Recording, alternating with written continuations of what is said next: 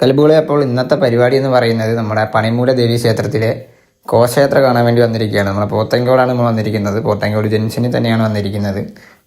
ജനസാഗരമായിരുന്നു ശരിക്കും പറഞ്ഞു കഴിഞ്ഞാൽ പോത്തങ്കോട്. ഒരു രക്ഷയില്ലാത്ത ആള്. ശരിക്കും പറഞ്ഞു കഴിഞ്ഞാൽ പണിമൂല ദേവി ക്ഷേത്രത്തിലെ ഘോഷയാത്ര ആയാലും ഉത്സവമായാലും 2 വർഷത്തിലൊരിക്കലാണ് നടക്കുന്നത്.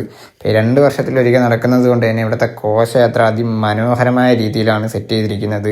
3 ഗജവീരന്മാരടങ്ങിയ അടിപൊളി ഘോഷയാത്രയായിരുന്നു.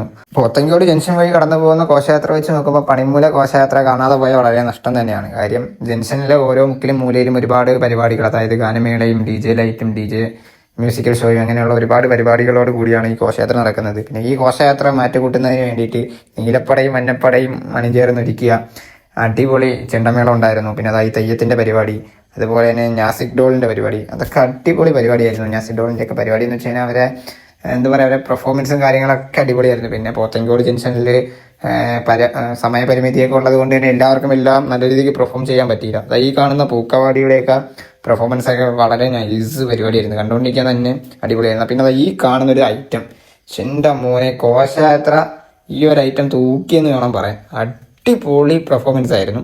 പിന്നെ ഇത് കഴിഞ്ഞ് കുറേ പോപ്പറും കാര്യങ്ങളും, ജംഗ്ഷൻ തോറും പോപ്പറും കാര്യങ്ങളൊക്കെ ഉണ്ടായിരുന്നു. പിന്നെ അത് കഴിഞ്ഞിട്ട് വരുമ്പം നമ്മളെ കൊച്ചുപിള്ളേരുടെ താലപ്പൊലിയും കാര്യങ്ങൾ.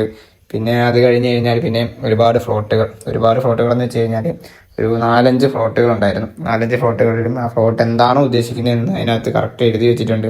പിന്നെ ഫ്ലോട്ടുകളുടെയൊക്കെ പരിപാടിയൊക്കെ നൈസ് പരിപാടിയാണ്. പിന്നെ ഞാൻ എപ്പോഴും പറയും പോലെ തന്നെയാണ്, ഘോഷയാത്ര ഒരിക്കലും നമുക്ക് ഉത്സവമായാലും ഘോഷയാത്ര ആയാലും നമ്മൾ ക്യാമറ കണ്ണുകളിലൂടെ കുറച്ചേ കാണിച്ചു തരാൻ പറ്റത്തുള്ളൂ. നേരിട്ട് കാണുമ്പോൾ വളരെ അടിപൊളിയാണ്. അപ്പം വീഡിയോ ഇഷ്ടപ്പെട്ടാൽ ഫോളോ ചെയ്യാൻ മറക്കരുത്.